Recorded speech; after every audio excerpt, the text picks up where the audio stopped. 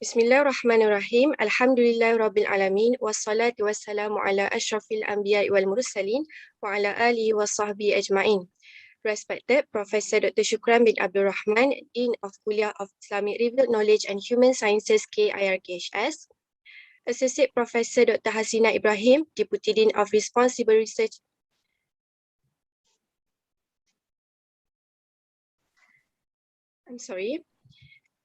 Associate Professor Dr. Hasina Ibrahim, Deputy Dean of Postgraduate and Responsible Research KIRKHS, Associate Professor Datin Dr. Aini Mazina Abdul Manaf, Deputy Dean of Academy and Internationalization KIRKHS, Assistant Professor Dr. Muhammad Noor bin Abdul Jalil, Deputy Dean of Student Development and Community Engagement of KIRKHS, Associate Professor Dr. Noor Azlan bin Muhammad Noor, Madam Hasina binti Shamsuddin, Senior Deputy Director of KIRKHS, Head of Departments, Academic Members, Department Representatives, Administrative Staff, students of KIRKHS and all viewers. Assalamualaikum warahmatullahi wabarakatuh. My name is Nazifa Ibrahim, the Secretary 2 of Islamic Revealed Knowledge and Human Sciences Student Society, and also your Master of Ceremony for this pleasant morning. Welcome everyone to the KIRKHS Hadissus Sobah program. Before we start our event for today, the ceremony invites Professor Dr. Shukran bin Abdul Rahman, Dean of Kuliah of Islamic Revealed Knowledge and Human Sciences, to deliver his welcoming speech. Please welcome, Prof. Bismillahirrahmanirrahim. Alhamdulillahirabbil alamin. Wassalatu wassalamu ala asyrafil anbiya'i wal mursalin wa ala alihi wa sahbihi ajma'in. Thank you, Sister Nazifa. Dear Associate Professor Dr. Azlan Noor, our resource person for today's Hadissus Sabah, Deputy Deans, Senior Deputy Director, Heads of Department, academic members, alumni and students, Assalamualaikum warahmatullahi wabarakatuh, and a very pleasant morning to all of you.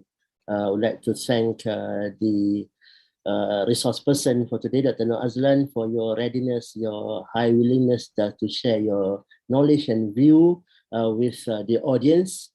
For your information, this is an initiative of the Kuliah of Islamic Revealed Knowledge and Human Sciences to provide or to avail an ecosystem which would enable us to adopt and practice the right academic culture, development culture to be specific, so that we are able to see how we could relate the knowledge that we share with our students, the knowledge that we generate in our research, to the context that we are encountering.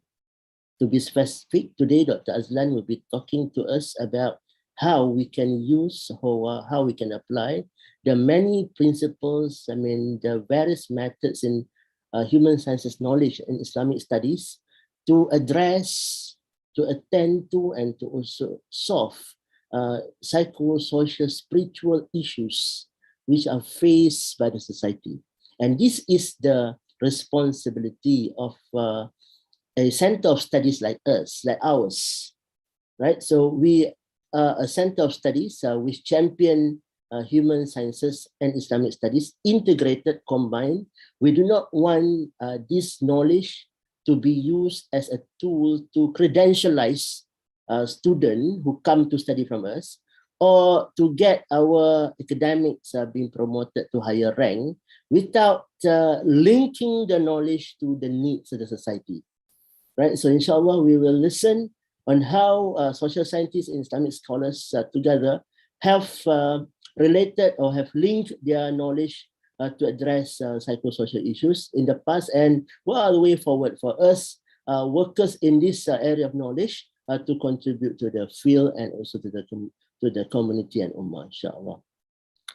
Right, so thank you again, everybody, for your participation and your interest in our Hadissus Sabah. Hopefully, it will bring about benefit to all of us and also for people whom we deal with. So with that, thank you very much. Over to you, Nazifa.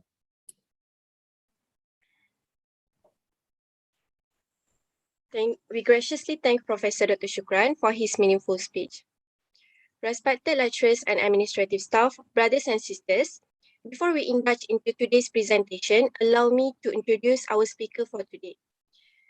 Dr. Noor Azlan bin Muhammad Noor is an associate professor from the Department of Sociology and Anthropology, and he received his Bachelor in Sociology and Anthropology and a Bachelor of Jurisprudence from University of Malaya. He then pursued his postgraduate studies in medical anthropology in the University of Malaya, obtaining his master degree and then his doctorate from University of Kent. Dr. Azlan has published a lot of research projects, articles and books related to social science, anthropology, social and cultural anthropology, and socio-legal studies. The topic for today's presentation by the speaker would be the application of human science and Islamic principles in solving social issues. Without further delay, the ceremony invites Associate Professor Dr. Noor Azlan to start his presentation. Please welcome, Doctor.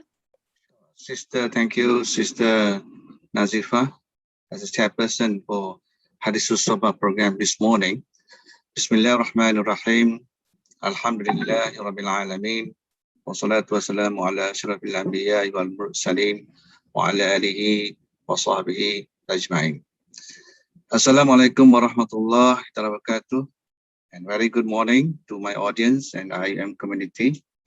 First and foremost, praise to Allah Subhanahu wa ta'ala for the courage and barakah showered upon us on this special occasion, Hadissus Sobah program. May Allah bless us all.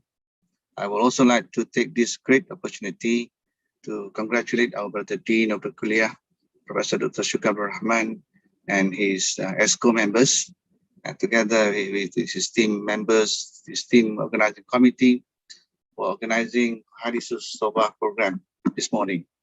And I was informed that this Hadissus Sobah program is going to be a weekly program organized by the Kuliah, inshallah. And alhamdulillah, this morning for today's program, I was entrusted by the Kuliah to speak on a topic entitled An Application of Human Science and Islamic Principles in Solving Social Issues. So this topic is quite challenging to me. Inshallah, I try my very best with my limited knowledge to address this issue, inshallah. Maybe maybe allow me to share my slides. Hang on, inshallah.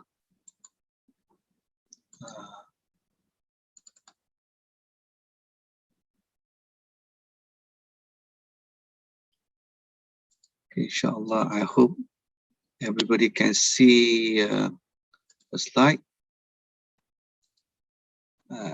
May I know, can you all see my slide now, inshallah? Yes, we can now. Yes. Okay, inshallah, I've tried to use the slide mode presentation. Hopefully it works. Okay, is it okay now? Yes, very well, Doctor. Okay, thank you, Professor Shukran. Okay, this is a topic that I'm going to talk about, and the application of human science and Islamic principles in solving social issues. So this is my little bit of my background, and Assalamualaikum warahmatullahi wabarakatuh. I'm Noor Azlan. Before I begin, I wish to do justice to myself. I'm an anthropologist by training, and my area of specialization will be on medical anthropology and law. So I think that justifies a little bit of my area of interest in social science and human science. And I believe that although I'm an anthropologist by training, and my discussion throughout could be skewed to anthropology, but I believe nonetheless the representation will still be in human sciences as a whole. So I'm going to start with the first slide.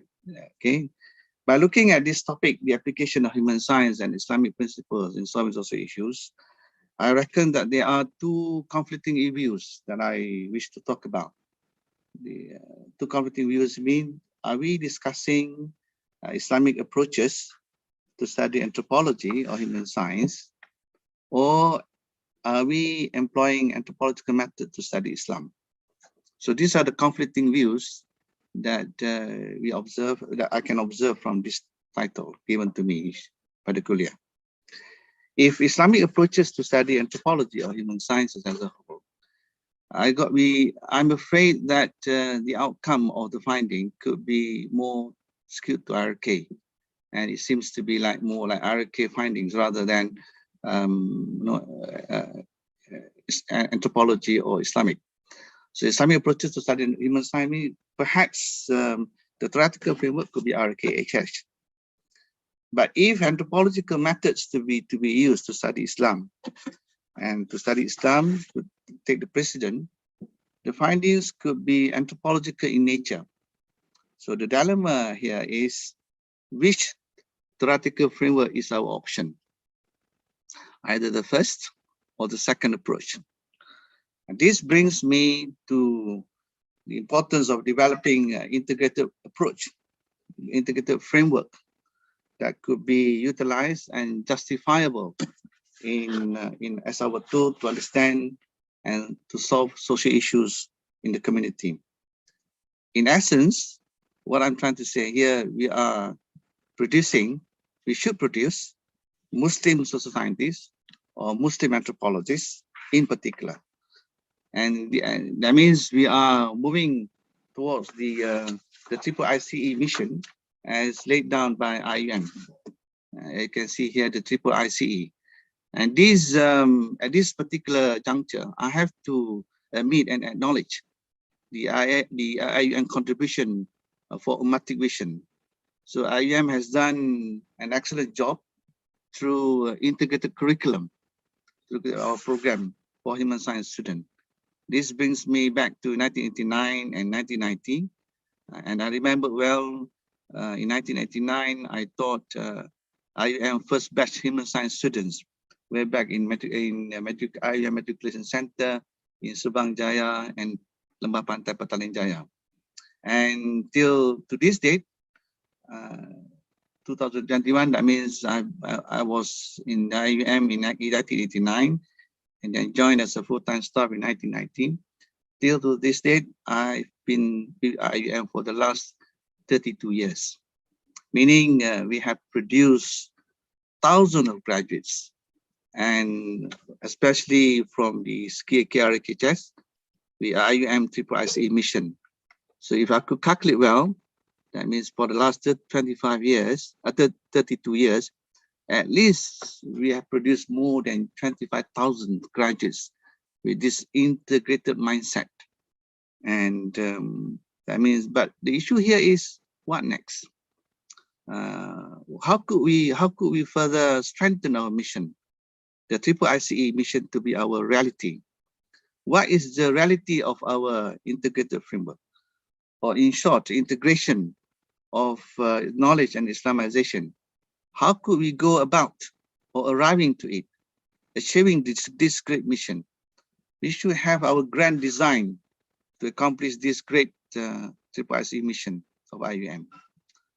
So this is what we are thinking now. What will be our grand design, how to go about, and how we can further strengthen our integrated framework, particularly in dealing with social issues, and how we're going to ensure that this Triple ICE mission can be materialized. Before we go further to this grand design, I wish to talk about, maybe we can talk about from the development of anthropology. That does not matter, even though I'm talking about anthropology, but this display represents the whole, this represents human sciences too. We look at the Western representation. Maybe I have to, let me see if I can, let's say we talk about this Western representation here, lessons to be learned. They talk about cultural diversity, and they talk about the overview and cultural stereotyping. We discuss a bit on Western culture versus Eastern culture. We talk about conclusion and of the what's going on in the society. And I need to show you the map, how the Western scholars work on the idea of I could say Western Western colonialism. If we look at the development of anthropology as a discipline, we are not denying the fact that anthropology is the child of Western colonialization. This could be witnessed through their grand design of the discipline. of which many anthropologists travel far away from home to study others, especially to African society and South Asian countries and non-developing countries. If you look at the map here, you can see, I just going to talk about some of the scholars here, to list down a few. We have, for example, let's say Minosky here. Minosky, Bronislaw Minosky, is a British anthropologist, traveled far away from home to Trobriand Island, somewhere in the Pacific Ocean. We have Raymond Firth studying about people in the Ticopian community, stay in the Pacific Ocean, away from home, from England. And we have Margaret Mead, American anthropologist, studying people in the Samoa, stay in the Pacific Ocean. You have somewhere in New Zealand, William Henry Skinner, psychologist, and study about the Maoris in New Zealand. We have anthropologists who study Ainu studies in Japan. We have Arthur Kleiman up there in China. We have Edmund Leach studying about hill tribes in Burma, now Myanmar. We have Raki Brown studying about Andaman Island. We have Clifford Geertz somewhere in Central Java and Bali. Marvin Harris in India. We have Anas Gallner in Morocco, Capanzano in Morocco, and then we have Evans Pritchard among the Noor in Sudan, in Africa, Mary Douglas in Congo, the Lele of the Kasai, Marvin Harris in Mozambique, Maya Fortis in Ghana, among the Talisi and Ashanti. We have Lewis Henry Morgan among the Iroquois, Native Americans. We have the Franz Boas somewhere in the Baffin Island among the Inuit, and Boas in Quetzalcoatl, somewhere in Canada. We have the Native Americans studied by Hobel, Marvin Harris again in Ecuador and Brazil, and called Levi Strauss in Brazil. What is the main idea? What is the main agenda here? If you look at those Western scholars, they never studied their own community. They studied far away from their home. That means they studied people in different society. And the fact that they were there, they were in the community, they studied the community and not belong to their own community. They were the ambassadors for colonialization. They employed anthropological methods, understanding others, studying culture and writing one's culture, known as ethnography. This ethnographic evidence of all the community studied by them become an evidence, played a significant role in understanding others, particularly the culture and the minds of the people of the non-Western people. Normally, sometimes they use the word primitive, but that is not a matter now. So that will be the grand design by the Western scholars, traveling far away from home to get the ethnographic evidence of all the community of others and try to understand them before they talk about Westernization. Interesting to note, the Western anthropologists in the early development of the discipline only study non-Western societies, or the so-called primitive societies. They did not study their own community. The ratio decidedly, as such, allows them to incorporate Western norms or values within the society under study. So this will be the grand design. So they studied the community, try to understand try to understand others. At the same time, they impose the Western values, and they have they impose Western categories about the community, the development of Western epistemology of the community, and all this become the grand design of the Western Western colonialization. So at present, we have ethnographic evidence of Muslim communities across the globe, which are well represented by Western societies, not Muslim societies. We have ethnographic evidence well written about the Muslim communities across the globe, but well represented by Western scholars. In other words, the ethnography of the Muslim cultures is best described through Western representation. If that is the case, what will be our design? So that will be, what will be our grand design and how to go about it? Again, I'm bringing back the same diagram. You can see out there, Islamic ideology, how we talk about Islamic ethnography. Today, what I'm going to talk about will be how we can achieve the concept of Islamic ethnography. We have Western ethnography. They have done their work. They have done, they went through all these, they went to the communities beyond their community, traveling far away from home. So what will be our grand design? How we go about doing it? And how we going to ensure that this our triple ICE to be achieved? And we can see out there we have Islamic ideology, and this Islamic ideology is something to do. We can talk about many things about Islamic ideology, from the river knowledge, the philosophical point of view, the terminology, and many things about the ideological principles of anything about Islam. But do we have Islamic ethnography? Okay, have we traveled far away from home? That is my question. Okay, have we ever traveled, how to travel far away from our home? Just like the British anthropologists, like the American anthropologists, or the Western scholars doing their job. So what is Islamic ethnography? This is our, I could say, our big agenda now. I could say this is our grand design, which I can figure out now. As of now, we are lacking, or maybe we have done a bit, but not good enough. I think we have to do more, just like the Western scholars did, which I show you in the map. But we can do the same thing. We can do as the Western scholars did, but we have to strategize a bit, and we have to we should have a grand design, which well planned and well organized and well implemented. So that means what I say here, what next? That means are we talking about Western ethnography versus Islamic ethnography? Are we talking about alternatives, or we need Islamic ethnography to examine the actual variations or the actual cultural or religious variations within the Muslim community? We don't have this Islamic ethnography. So we are not talking about Islamic ethnography as an alternative to Western ethnography. It can be just a complementary, or we can work side by side, or we can have an idea, we can adopt the Western approach, and we can use Islamic categories to understand others, just like Western scholars understand others using Western categories, Western norms, Western values.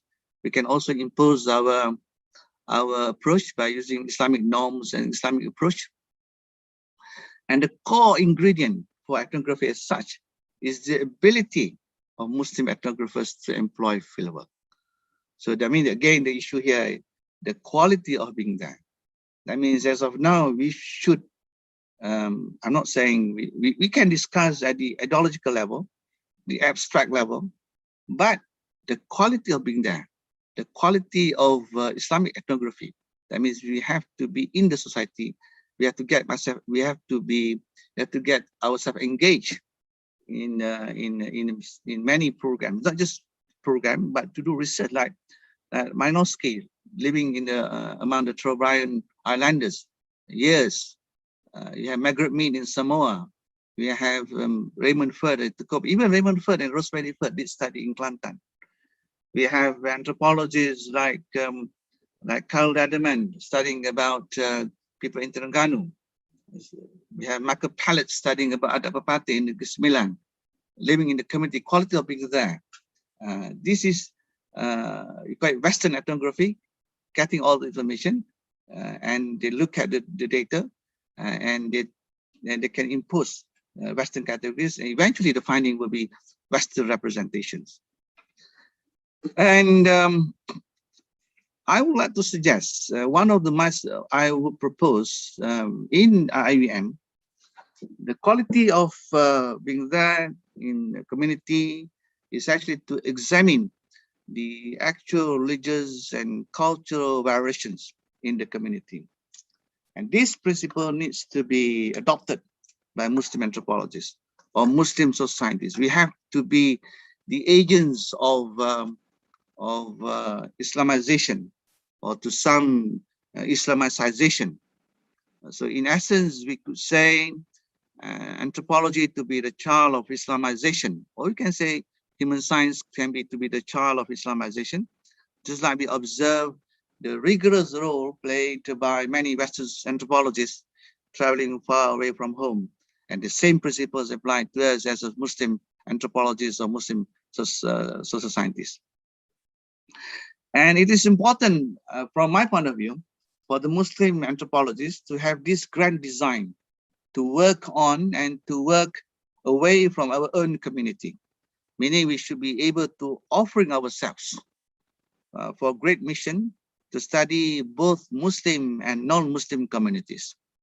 And the ratio decidedly or rationale for this decision is to accomplish our triple ICE of IUM: integration, Islamization, internationalization, and comprehensive excellence. The issue here is how to go about it. And I wish to suggest and recommend for centrists to lead this great mission. In IUM, we have Center for Islamization, and the acronym here is centrist. This is our niche area, and IUM should be rigorous in its efforts for Islamization mission, and at the same time maximizing and capitalizing our well-known and well-established niche area of the IUM through centrists. If we look at University of London, they have one center known as SOAS, School of Oriental and African Studies. So that was the University of London, and meaning we can emulate, we can adopt that approach. We have centrists. As of now, please correct me if I'm wrong. We don't have it yet. I was saying that we should have centrists for African studies, centrists for Asian studies, centrists for South Asian studies, centrists for European studies, centrists for Middle Eastern studies. So we should develop, or we can say strengthen this center, just like the way how University of London strengthened the SOAS. Of course, at initial stage, it requires a hefty amount of money, and I'm sure that can be done later.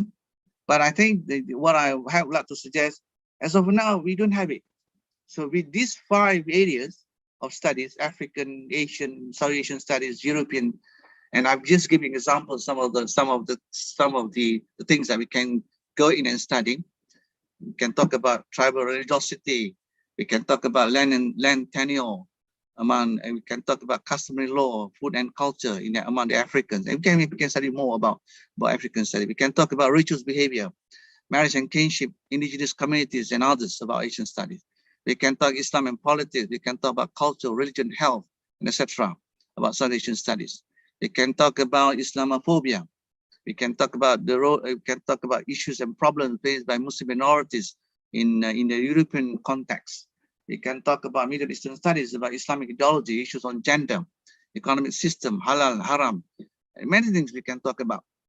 So, so in this case, what I'm trying to say here, we are able to create our own ethnographic database, relying on the ethnographic evidence and secured by our IIM students or IIM scholars. And to my surprise, for the last 32 years, I was on campus. We can see we have more than 100 students coming from more than 100 countries across the globe. We have brothers from Africa, Bangladesh, Pakistan, India, Bosnia and Herzegovina. We have some brothers from European countries. We have brothers from America too, not many, but a few. And then we have brothers. We have more Eritrea, Burkina Faso, And then we have brother from China, Indonesia, Cambodia, Vietnam, but we have not used them. Not to say we not use them.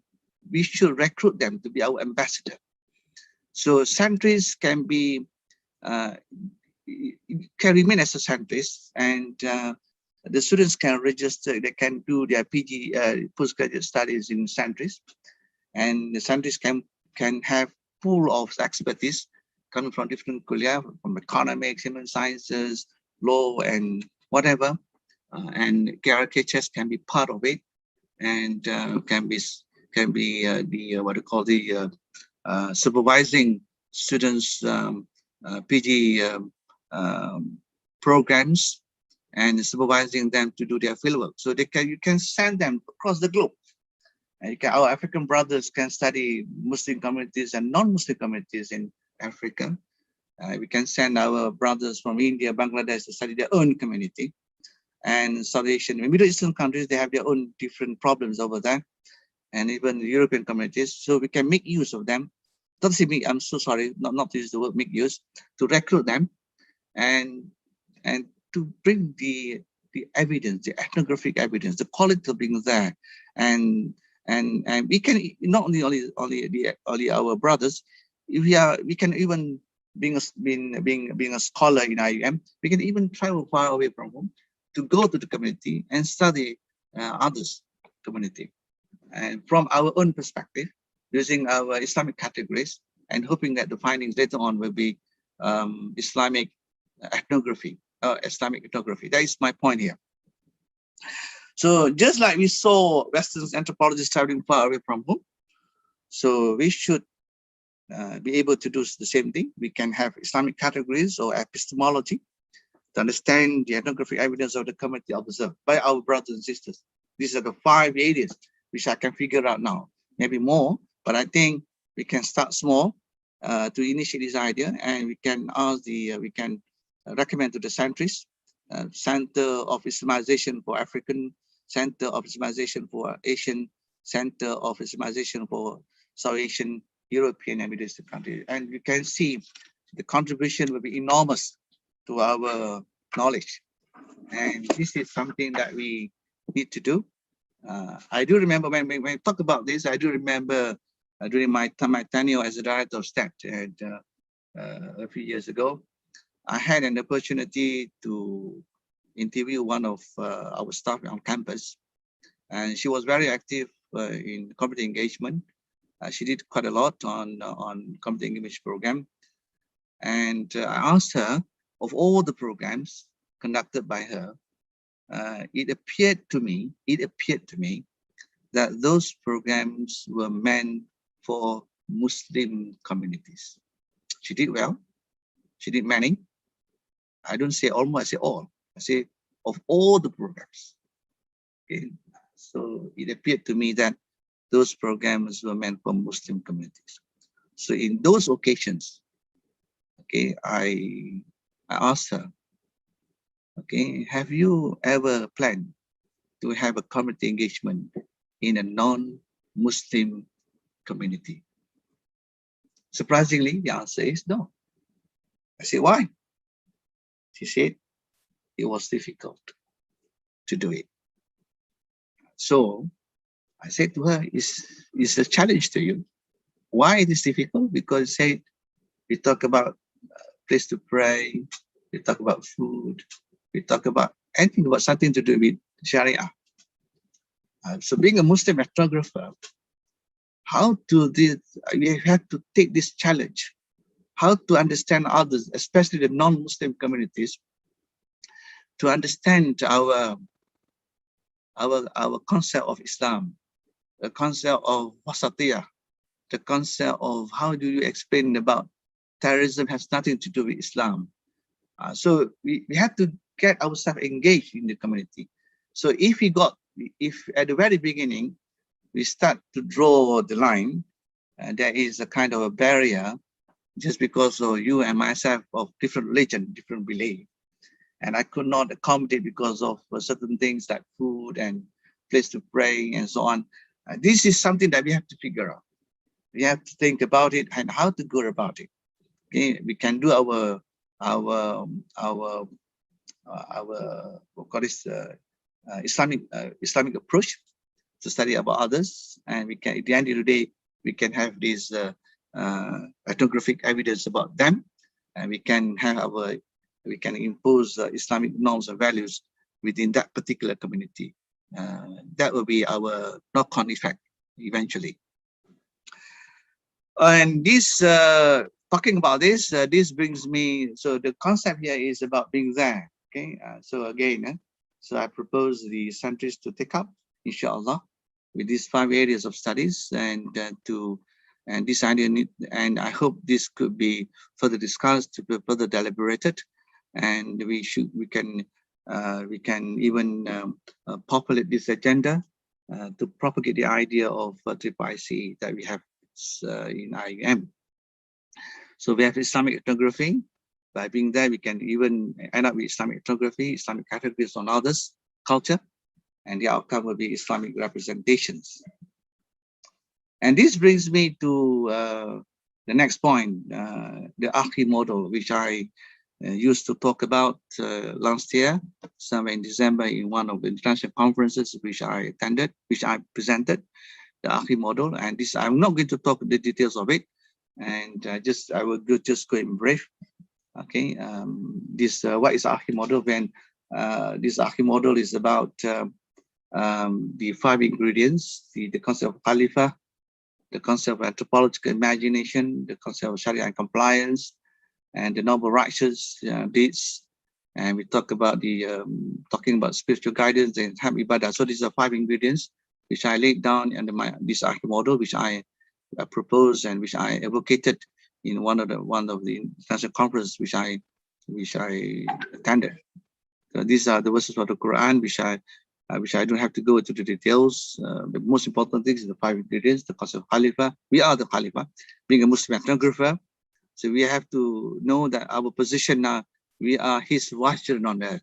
It's our duty now to go out there, not to study our own community. We should be able to travel far away from home, from our comfort zone. Okay, we should now start to talk about from Islamic ideology to Islamic ethnography, from abstract level to empirical level. It's a high time now. It's our duty now. It's a great mission. So this is the concept of Khalifa that we should adopt in many ways. And then anthropological imagination means we should believe that we are living in a society not belong to us. We are living in a society belong to Muslim and non-Muslim society. And it's our duty now how to have this clear conscience to create awareness among others, not among others, among us, and to have to avoid any misconception about Islam, not just among the people out there in the community, but at the same time among Islamic scholars, which I will talk later about this. And then Sharia compliance, of course, okay, how to go about. This is something we have to think about. And then we have Rashidi, the concept of Amal Saleh. If we go out there, our mission is the great mission of Triple IC, and our mission is to do great Amal Saleh in the community. And of course, all this part of our ibadah. And this can be simplified, which I did mention in one of in the conference, that this is the way the key player is the Khalifa. This is our key player, and you can see the anthropological mediation, Asri, right? Sharia compliant, righteous deeds, ibadah. These are the attributes that we should have, and we are going to move on to what I call this, to build or to develop a module. And you look at the module here, the focus. You look at the M here. The focus is actually family. So that means you want to have a structural changes in the community. The core business, the model development through Akhi model means we need to focus on the family, and focus will be on the family, and its knock-on effect to other institutions will be great. If you want to think of the structural changes in education, in politics, economy, religion, and many more. All right, and then how we to relate this Akhi model on Islamic ethnography. So just a simplified, if I could simplify it. So Islamic ethnography up there, we are moving to two societies. We are not talking about just a non-Muslim society. We are talking about Muslim society and non-Muslim society. And from the Muslim society, from the ethnographic facts that we are going to get, then we can to develop module 1, module 2. We can have many modules. It depends what module we're going to talk about. Similarly, in the case of non-Muslim society, we can have module 1 and module 2. So we are not just focusing, securing ethnographic evidence from a Muslim society per se. So from the ethnographic evidence, inshallah, several modules will be able to be creatively crafted by for many purposes, right? So because my next question, Muslim society project, for example, we just take example, let's say we go for Muslim society project. Is there a Muslim society? Or the very idea of a homogeneous Muslim society? Do we have a Muslim society? Is there any Muslim society? So in reality, what we observe in reality, there are many Muslim societies, and that the range of their religious and cultural variations are comprehensible and subject to different socio-political contexts. What we observe in reality is that for the Muslim, the reality is Islam and Muslim identity are intimately related, and at times the term is interchangeably used. Nonetheless, the boundary for Muslim anthropologists or Muslim ethnographers should not be limited to Muslim communities. The grand design for integrated framework in dealing with social issues should go beyond including non-Muslim communities. To me, maybe this is my quick definition about Muslim society. What I can see about Muslim society is it is a large religious and cultural area held together by an ideology, Islam. So we have a Muslim society, and the main issue in question is how do we translate the Islamic ideological principle to basic processes as comprehensible inputs? How do we translate those? Okay, and then for Muslim and non-Muslim, we do have different approaches to deal with.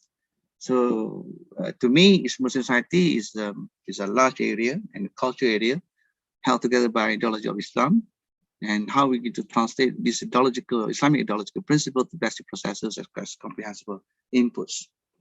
So so the approach should not be top-down, deductive, in the term that we used to say. It should be bottom-up, inductive. The misconception is not just within, but also among the Islamic scholars to understand the ethnography of any evidence or any given Muslim society. The ethnography of any Muslim society needs to be well represented by Muslim representation. The issue in question is the process of harmonization, the process of how to reconcile of any facts gathered that could be misleading to Sharia. For example, let's say, sometimes, for example, let's say matriculation among the Adat Party of Negeri Sembilan, the issue of empowerment given to women, so sometimes there will be some kind of misconception about this Adat Party. So we can talk about Adat Party in the context of Sharia. So the Islamic scholars need to go in and study, to be there, to understand, to get the social facts before we justify from a helicopter view. So we need to go there to understand. Then we can see where is the misconception and how we are able to harmonize it, to reconcile those facts. And then we can talk about this. What I call this. Let's look at some of the cases below. I just want to share a bit. Maybe time is running short now. Maybe I just go to some of the cases, but just to share a bit about. Like say this is a case of Murti's case. He converted to Islam before his death. Okay, by the law, see in the case of this Murti case, he is a Hindu, and his wife is Hindu, and he died, and then because of health problems, and before his death, he converted to Islam. So the wife wanted to clean the body and was not able to do it, and because the Sharia said, based on the Sharia court decision, the body needs to be buried as a Muslim. That is one case, right? Look at the Nyonya Tahir's case, died at the age of 88 years old, and she did a written declaration. She wanted to be buried as a Buddhist, but when her children reported this case to the police station, and the police got confused because based on her identity, he's a Malay, and by law in Malaysia, being a Malay means as a Muslim. That is under Article 160 in the Federal Constitution. So Nyonya Tahir case. So again, the case was brought to the Sharia court, and finally the Sharia court declared that Nyonya Tahir can be buried as a non-Muslim, to be buried as a Buddhist. And that is the two cases that we can see. One is the issue here is what kind of modules are here. This is the reality of the society now. Okay, that is one case, two cases. Let's look at this case of Indira Gandhi, a quite interesting case of Indira Gandhi. And this is something that we have to figure out in terms of Indira Gandhi's case. Indira Gandhi's case, this couple got married. Krishna, Indira Gandhi and Christian, they got married. Both were Hindus. Got married in the civil court, and eventually her husband embraced Islam, and then automatically under our Sharia law, when one party embraces Islam, automatically divorce. But that is not my point. My point now is about children now, children custody. Just imagine, all right? You have children of 3 children, 12 years old, 11 years old, 11 months. Under the civil law, you cannot convert their religion, their children's religion on their behalf. Okay, so now, just imagine if the court decided there are time these children will be with their mother, there are time the children will be their father. So when the children be with their mother, so of course the mother will bring them to the temple to worship based on their religion, Hinduism. When the time comes and times with their father, the father will bring them to masjid to do the prayers accordingly. Right. So at the end of the day, the children will get confused because they will be in a two world. At times Hinduism, at times Islam. So my question now, okay, do we have a module to harmonize the situation? We cannot wait for the children to wait at the age of 18 to 21 years old before they decide themselves which religion they would like to adopt. So it's our duty now, okay, as a social scientist. Okay, there are many cases like this out there in the society.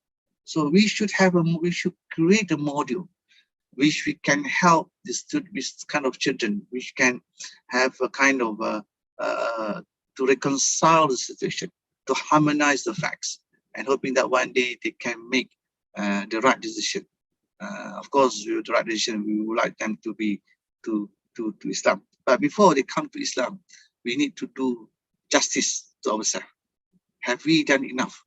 Have we got the modules to do it? And so we need to give support to them. Okay, so this is, we cannot just blaming.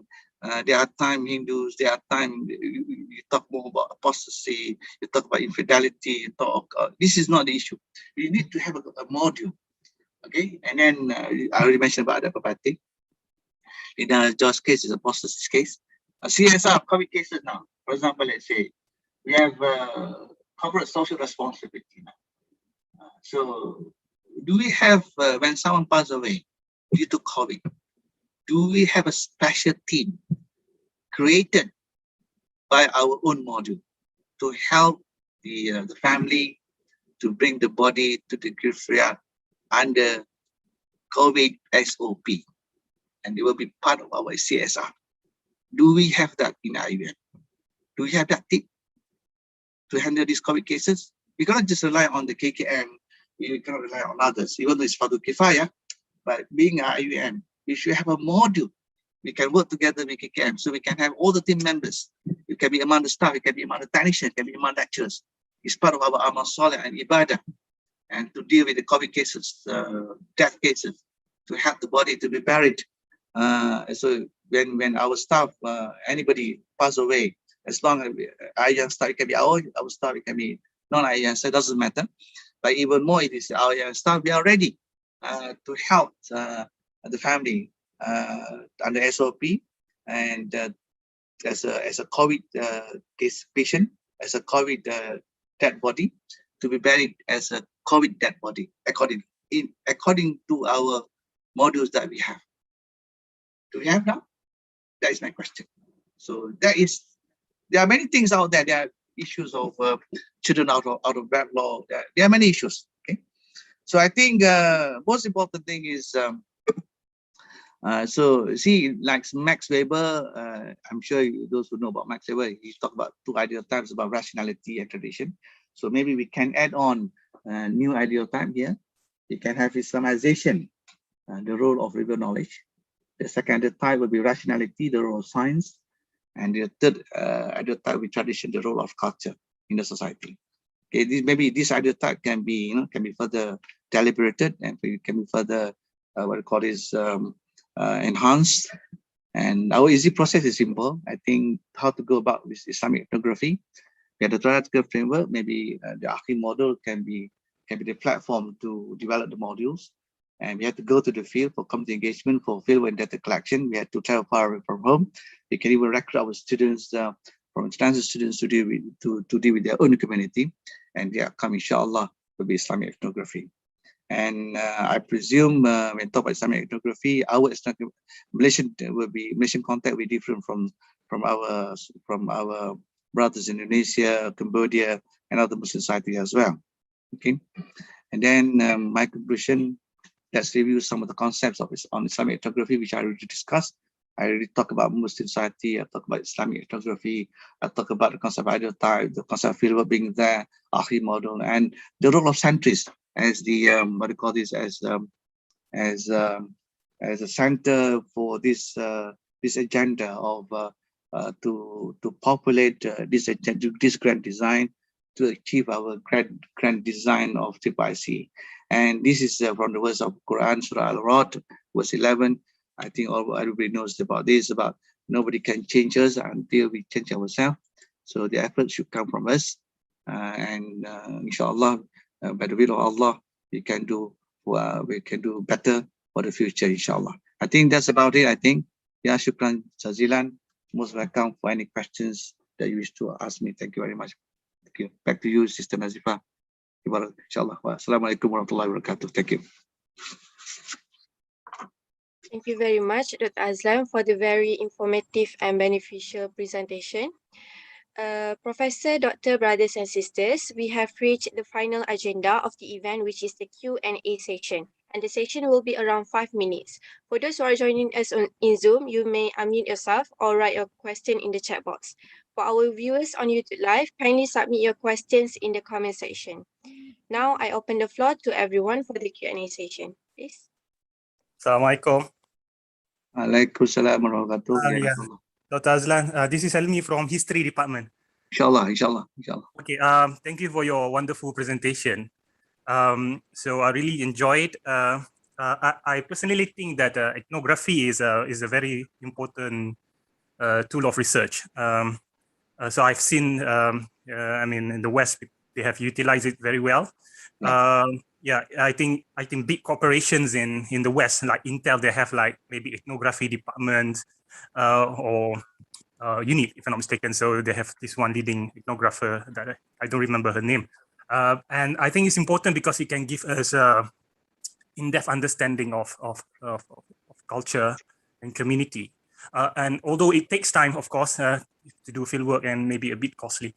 My question is, I think I have two questions. One is on the possibility of this anthropology of the West or ethnography of the West, that you say we shouldn't study our own society, merely our own society, but we should also study other societies, including Western societies. So I think it is important to take into account the other conditions that made this study or research possible. Because if you look at the history of anthropology that you discuss in your presentations, that was in the 19th century when you had a number of anthropologists going to different parts of the world, Malinowski, Boas, and others.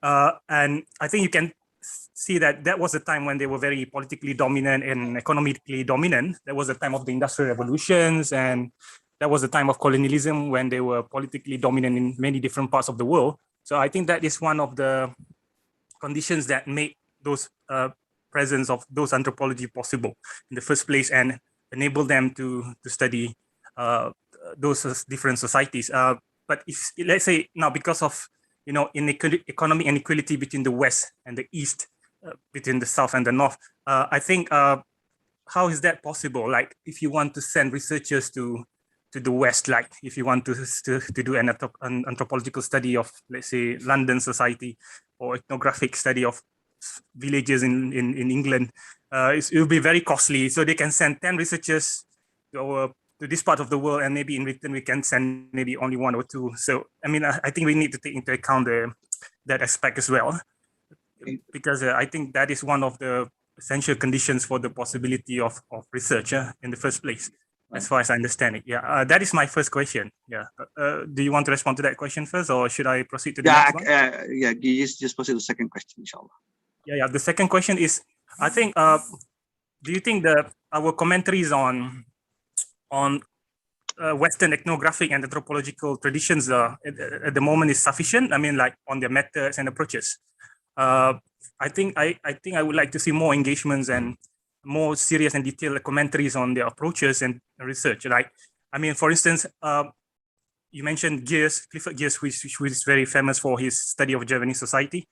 What can we say about his method of tick description, for instance? And do you think that is compatible with our Islamic understanding of research or whatever? So I mean, and what you mentioned, ideal type, which is a very important Weberian concept, I think.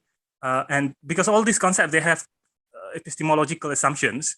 So I think rather than simply adding elements to the existing concepts introduced by them, so perhaps we should have a much more thorough or detailed discussions on the concept itself. I mean, to understand the philosophical foundations of these concepts, so ideal types and other key concepts in sociology, anthropology. So so those are the questions. So thank you, Dr. Noor Azlan. Okay, thank you, Brother Helmi, for the good questions.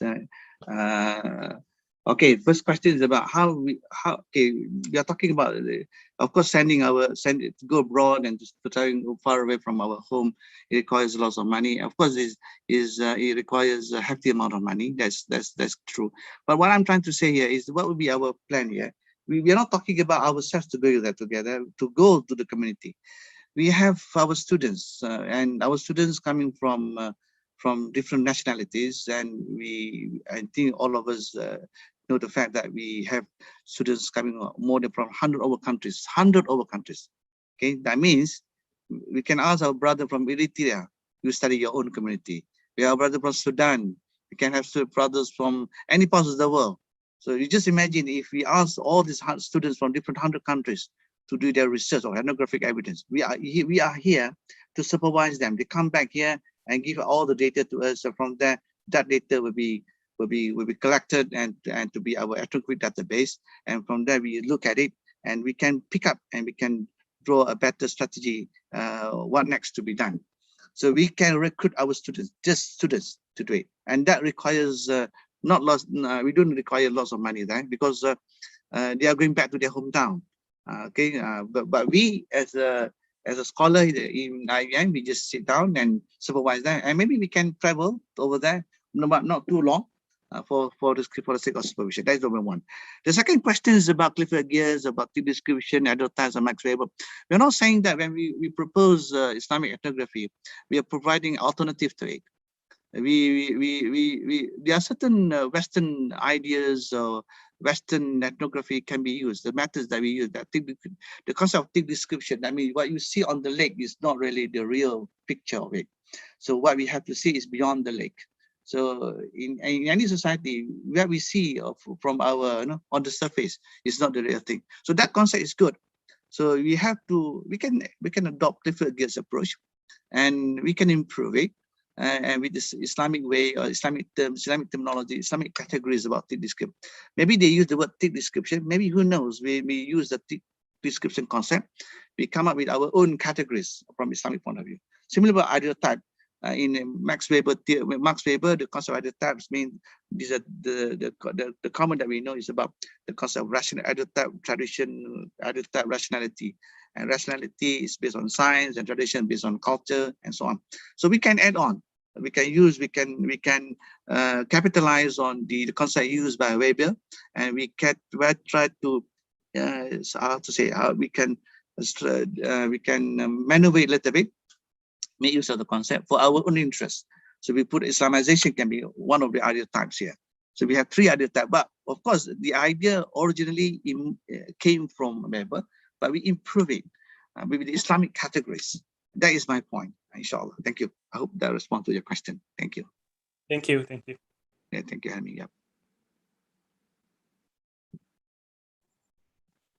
Is there any other questions?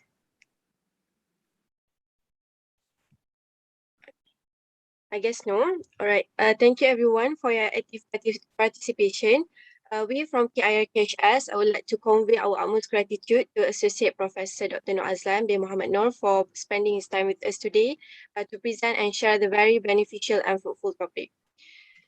As the saying goes, to every beginning there is an ending. And now the ceremony has come to its end. On behalf of the organizing committees, I would like to express our appreciation to all the distinguished guests for making this ceremony, this Hadissus Sobah program, a success.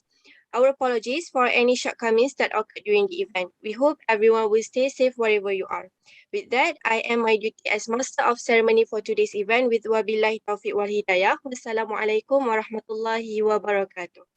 Waalaikumsalam. Thank you all.